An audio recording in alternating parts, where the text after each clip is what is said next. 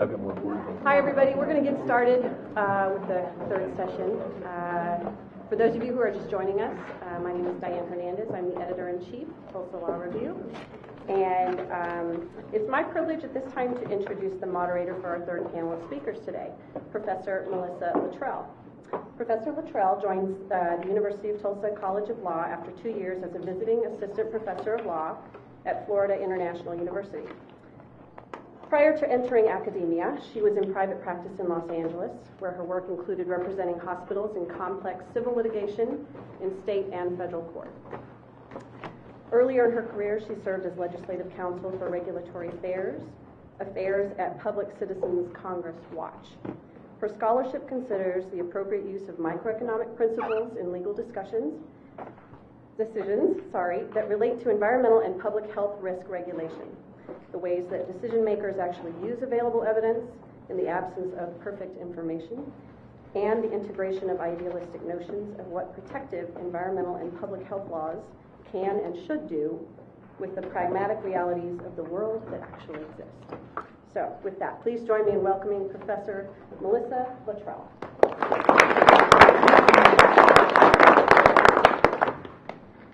Well, it's my pleasure to introduce Professor Arti Rai, who is the Elvin R. Laddie Professor at Duke Law School.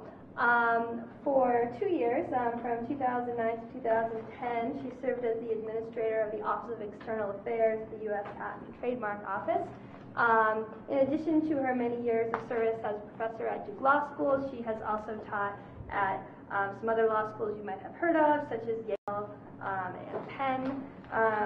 She has quite an impressive academic resume, culminating with a JD earned cum laude at Harvard Law School. And she also has clerked for Judge Patel, U.S. District Court for the Northern District of California. Her research is impressive and voluminous, and I am looking forward to hearing what she has to say.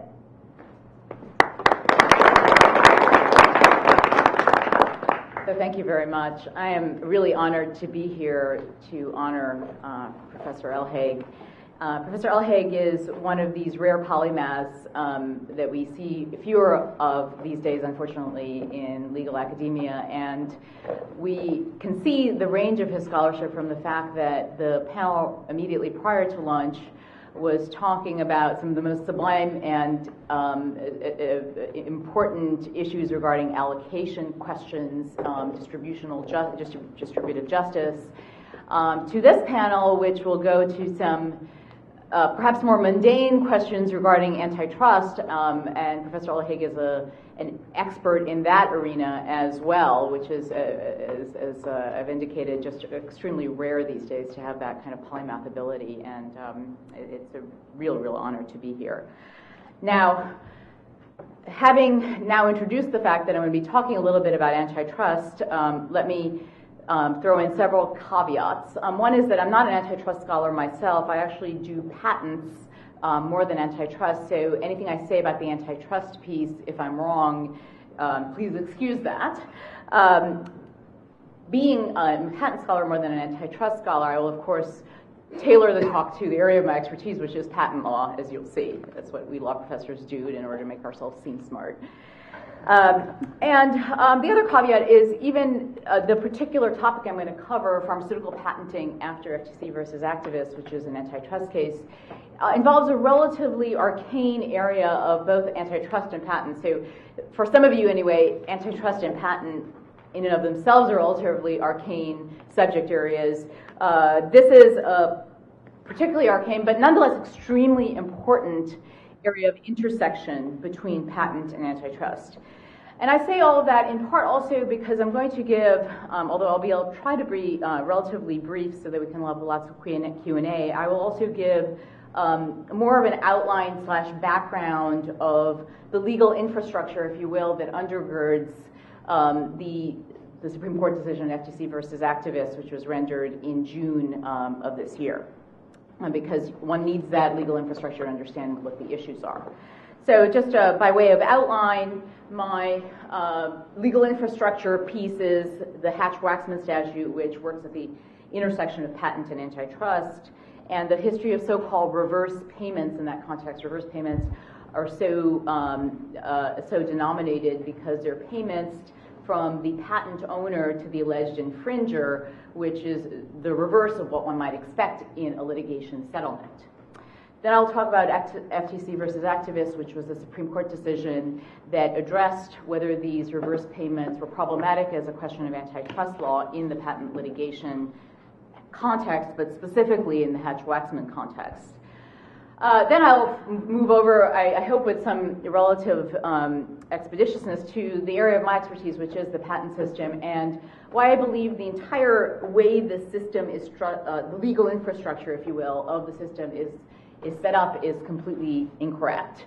And what we really need is a reworking of the entire system. So the antitrust decision, which, by the way, follows the prescriptions, if not the elegant reasoning of Professor Elhaig, is correct in my estimation. I think ultimately the problem is far deeper than the antitrust decision, and the antitrust decision in some respects epiphenomenal, if you will. And then finally, last but not least, I think even more fundamental, perhaps the pharmaceutical industry simply needs to opt out of the patent system. And so that's my provocative, but I think also relatively grounded concluding thought. All right, so Hatch-Waxman was a statute passed by two senators, Senator Hatch and one senator and one representative, Senator Hatch and Representative Waxman. If you know anything about Congress, you know those are two names one doesn't necessarily see together on much legislation, and this was a grand compromise, as might be expected from a piece of legislation that involves a relatively conservative Republican and a relatively liberal Democrat. It set up a procedure by which generics could enter the market and sell drugs without having to do their own clinical trials. Prior to the Hatch-Waxman Act, for the most part, there is not much of a generic industry because generics had to do their own clinical trials, and without patent protection, the argument went to there would be no incentive to do those clinical trials. So in this situation, the Hatch-Waxman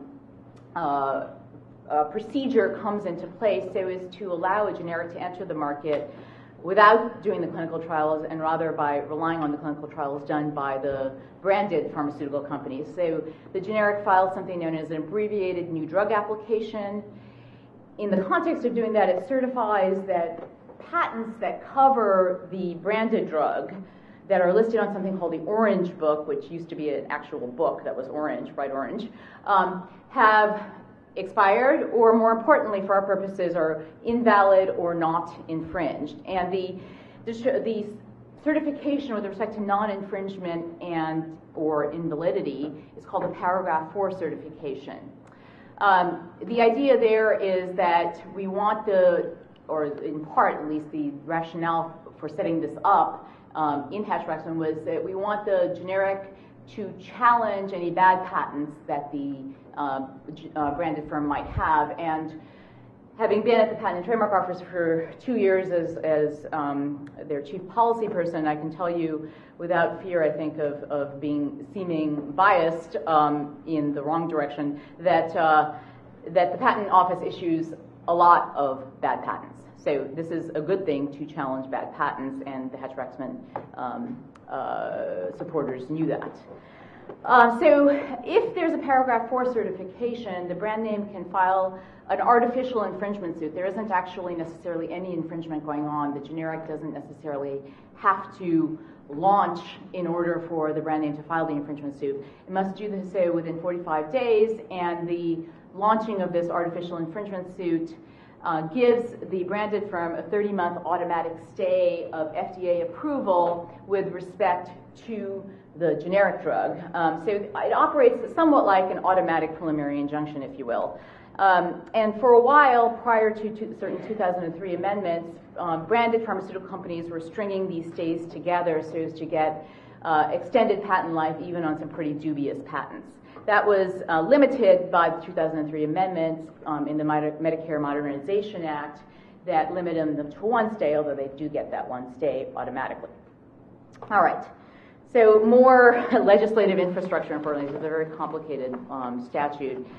The first paragraph 4 filer gets an 180-day exclusivity period during which they can be the only generic on the market.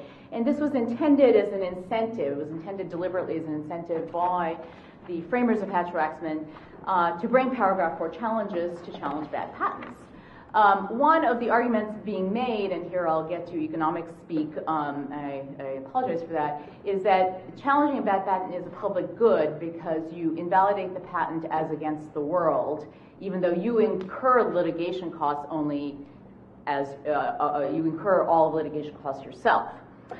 So that public good, the argument went, had to be incentivized itself by a 180-day exclusivity period. There was also an interesting argument that Senator Hatch made that even if the patent wasn't invalidated, but the generic determined that its drug could come on without infringing, perhaps the 180-day period was a good spur for the design around innovation that the generic would have to do to make a non-infringement challenge. One of the wrinkles in this legislative infrastructure is that one doesn't have to win the suit to get exclusivity, however. And in point of fact, if the first filer of the ANDA settles, the exclusivity doesn't even transfer to a subsequent filer who is successful either in invalidating or in asserting non-infringement. So there is arguably a bottleneck for generic competition if the first filer settles and determines that it doesn't want to market. So this was an issue that the FTC saw as early as 2000. It's been pursuing this problem of so-called reverse payments that brand names have an incentive to make because they can create this bottleneck situation where they're protected against competition even on arguably weak patents. Unfortunately for the FTC, starting at about 2005, they started to lose all their cases. So the 11th Circuit, the Federal Circuit, the 2nd Circuit all said the payments were okay, these so-called reverse payments were okay, if they were within, quote, within the scope of the patent, unquote, which essentially meant that if the patent had been granted by the Patent Office, you could always make a reverse payment on it, no matter how weak it might be, because the Patent Office had granted the patent and therefore patent law trumped antitrust law.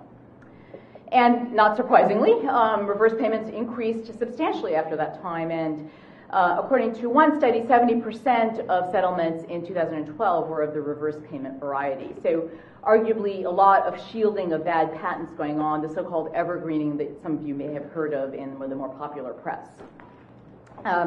So again, the argument made by many antitrust lawyers, and in part by the FTC, although not as articulately by the FTC as by Professor Elhaig and his co-author Kruger in a 2012 Texas Law Review article, is one can show that if the payment is above avoided litigation costs, into the future anticipated litigation costs, reverse payments shield either a bad, i.e. invalid patent, or a patent that's not infringed, and one can show this. And as an empirical matter, so Professor Elhaig has a nice mathematical model in his Texas Law Review article, which I commend to all of you.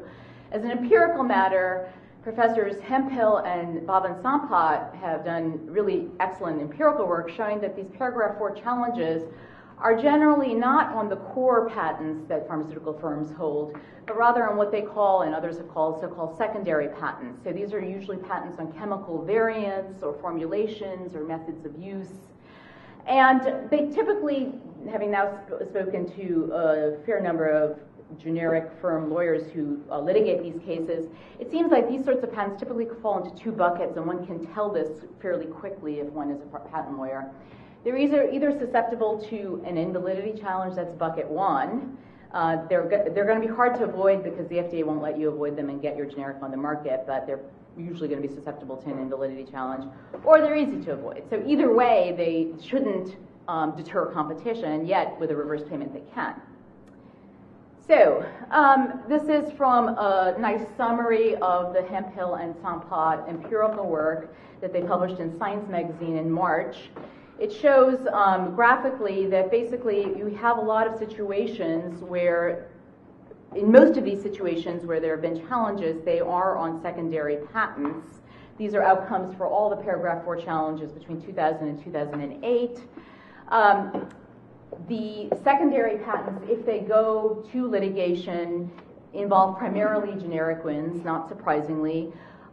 Secondary patents tend to settle a lot more, and a lot of those settlements are so-called reverse payments. By contrast, the core patents, the active ingredient patents, many fewer paragraph 4 challenges on those, only 55 as compared to 222 on the secondary patents. And if they go to litigation, the branded firm usually wins. A bunch of those do settle as well, and I'll talk about why those settlements might be occurring. They don't involve reverse payment quite as much. So the FTC versus activist case was a case that the FTC finally got the Supreme Court to take after several attempts to get the Supreme Court to take one of these lower court decisions where they had been rejected on their argument, again, not made as eloquently as Professor Elhaig makes it, but essentially saying that these reverse payments are shielding bad patents or non-infringed patents. And they argued before the court that a reverse payment is essentially a horizontal agreement to suppress competition under Section 1 of the Sherman Act. This is the U.S. government arguing on behalf of the FTC. Interesting side note, DOJ and FTC were not in agreement during the Bush administration. During the Obama administration, they came into agreement, which is probably one of the reasons the Supreme Court took the case. They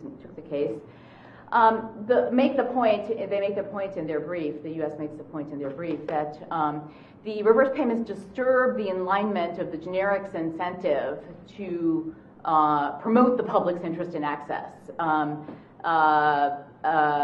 because they basically promote or take away the generics incentive to bargain for the earliest entry date possible given the relative strength of the patent. Ordinarily, the generic would have an incentive to do so to maximize its own profits, particularly given the 180-day exclusivity period. With a reverse payment, that alignment is disturbed. Okay. Bunch of other more technical arguments. They said, the U.S. argued that these payments were presumptively anti-competitive under the so-called quick look rule of reason.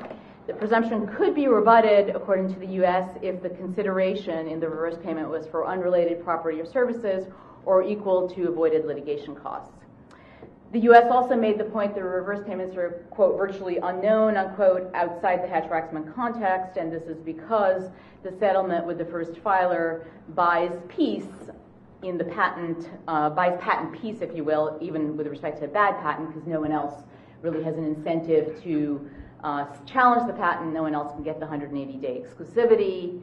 Although there's a little bit of a, I think that last piece is a little more, that argument is a little more dubious because there have been, according to the FTC's own numbers, 26 products with more than one reverse payment. So one reason you might anticipate just, as a matter of common sense, why we wouldn't see more reverse payments and more patent settlements generally is that it represents an admission perhaps that your patent is weak. So lots of other infringers might come to you and say, pay up. If you paid up to Challenger 1, pay up to me too, and so forth. So the difference in the Hatch-Waxman context is you can buy patent peace with just one settlement, said the U.S. government. Again, not entirely the case, but that was their argument. All right, the alternative positions, the activist approach was the so-called scope of the patent approach, which I think is on its face a pretty bad argument, because if we know that the patent office is granting bad patents or patents that aren't infringed because they're so narrow, we shouldn't allow those bad patents to exist in the marketplace and prevent competition simply because they've been granted by the patent office. There's another argument that Professor Elhaig takes on in his 2012 piece, which is an interesting one, and he does a good job of showing why it's difficult to take this position, that the antitrust court should assess the objective or perceived likelihood of patent validity or infringement in the antitrust case. And as Professor Elhaig nicely points out, it's going to be very difficult to ask an antitrust court that is trying to promote settlement, because in general we like to promote settlements, to go into that inquiry and spend all those resources making that inquiry, and then also once they've reached a conclusion on that inquiry, kind of posing the counterfactual question, because the inquiry will probably lead them to conclude that the patent is either invalid or valid, then come up with the counterfactual of, well, but how would it be objectively thought of at the time of settlement, as opposed to how does the court think of it then? So I think all of these are good. These are alternative positions that Professor Elhaig soundly rejects in his article, and are good. It's good that the Supreme Court rejected them as well.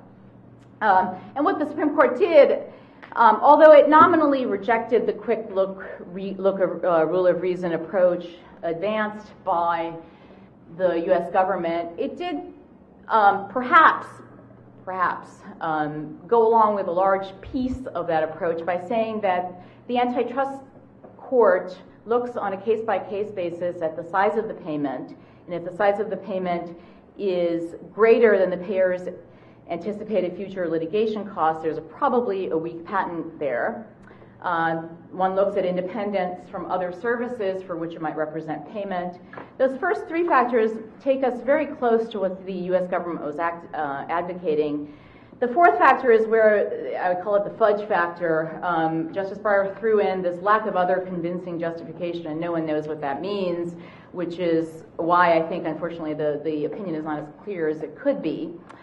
That said, we have now a little cottage industry of antitrust commentators deciphering the case for the lower courts in case the lower courts are, as they're likely to be, a little bit confused by what the Supreme Court intended to say. So various commentators have, including Professor Hemphill, who was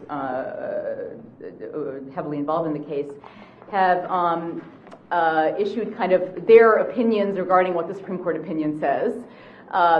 And they seize on this particular paragraph in the opinion where Justice Breyer says, the owner of a particularly valuable patent might contend, of course, that even a small risk of invalidity justifies a large payment, but be that as it may, the payment, if otherwise unexplained, likely seeks to prevent the risk of competition. And as we have said, that consequence constitutes the relevant anti-competitive harm.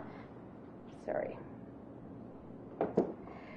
So according to these commentators, they include Professor Cotter, Professor Hemphill, Professor Shapiro. Carl Shapiro is an antitrust economist at Berkeley, Professor Aaron Edlin at Berkeley. So, a fairly reputable cast of characters. The court is essentially saying here that any payment above litigation cost is suspect, that no separate showing of market power is necessary, no need to litigate underlying patent validity, and risk aversion, which is often trotted out by the pharmaceutical firms as a reason that they sometimes make reverse payments even on patents that they think are really strong. According to these commentators, the court is not allowing risk aversion either to be a reason to accept reverse payments.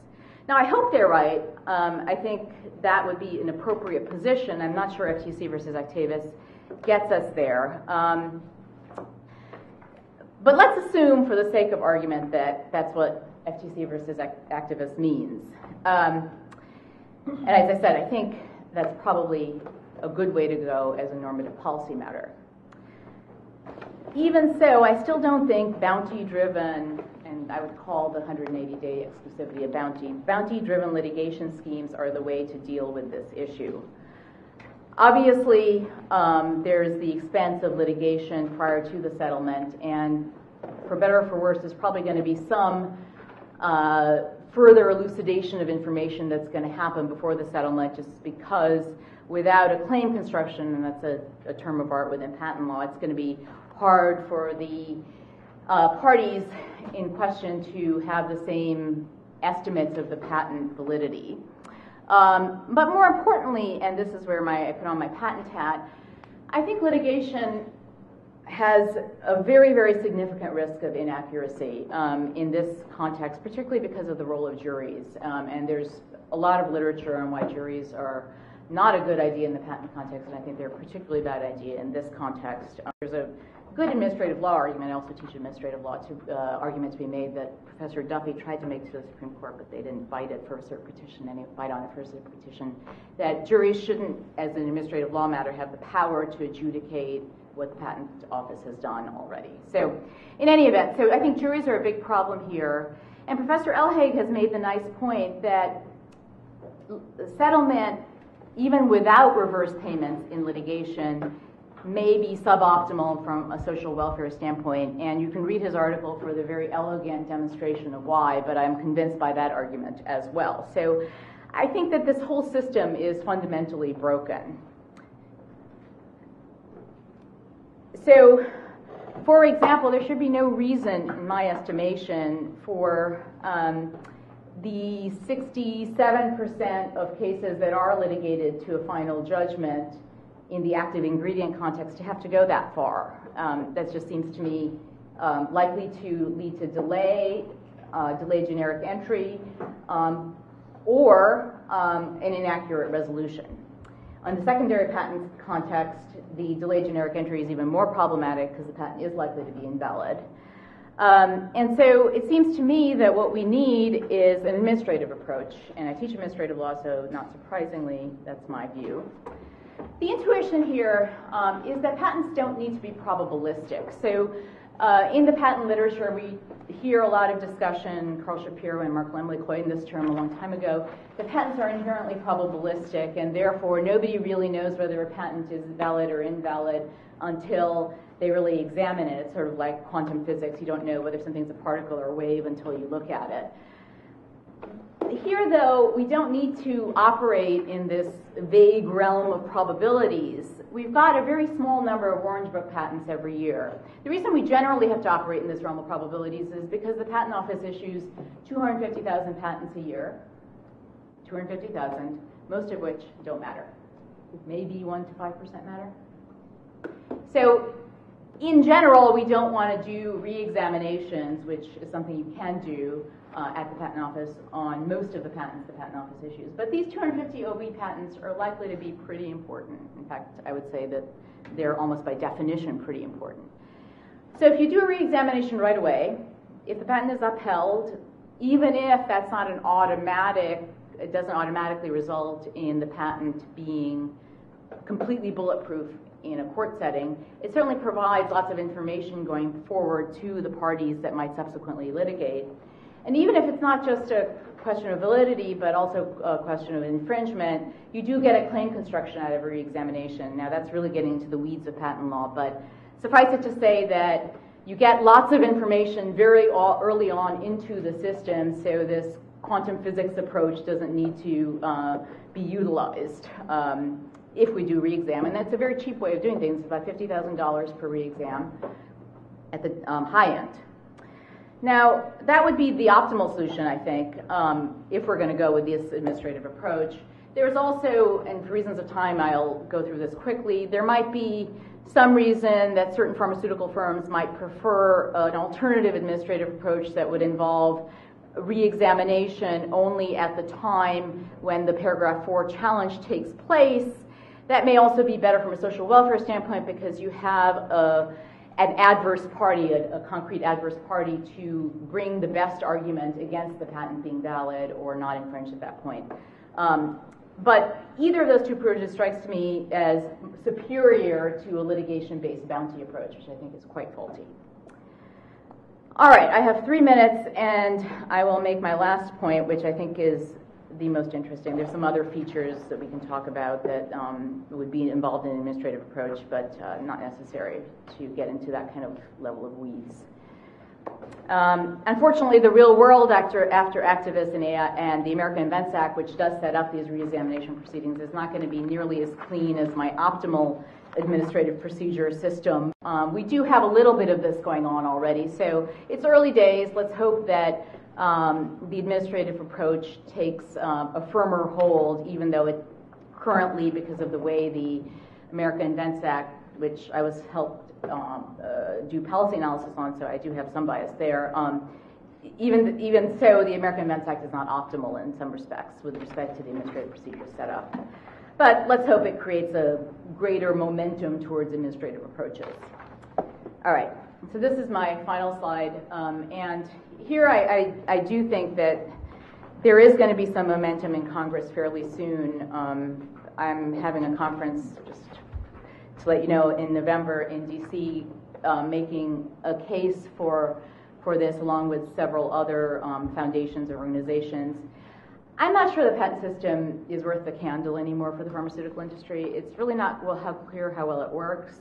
Ben Rowan at Harvard, Professor Elhaig's colleague and Professor Cohen's colleague has noted the problem of unpatentable drugs. There's going to be a very strong patent push from the pharmaceutical industry because of the FTC versus activist case, probably reducing their effective patent life to question how well the patent system is working for them. The reason total exclusivity for pharmaceutical firms has remained stable at about 12 years, and this is what Hempel and Sampat have shown, is because of these secondary patents. So they're bad patents, but they do have the effect of keeping the total exclusivity for small molecules relatively stable at about 12 years. Biologics, which are another type of therapeutic, got 12 years of data exclusivity in the Affordable Care Act, going back to the Affordable Care Act. And I think part of the reason was, and I've written a little bit about this, is that there was an unpatentable biologics problem as well, and the consequence of that, which I don't think 12 years was necessarily optimal, but they got 12 years in the Affordable Care Act. Small molecules, by contrast, have 5 years. There's no particular reason for that disparity that I see. In general, it seems to me that there's no reason for the disparity. Europe doesn't have it. And more importantly, in general, it seems to me that what we want, and this goes back to a higher level point to some of the material that Professor Robertson presented this morning, what we really want is reward based upon research risk and disease impact. And there's nothing in the patent system currently that gives us that. And so it seems to me that we need to set up an exclusivity system, and there are lots of devils in the details here, an exclusivity system that gives us reward based upon research risk and disease impact. And that's what the November conference is going to be about. And you'll be all spammed with advertising about it in the near future. Thank you.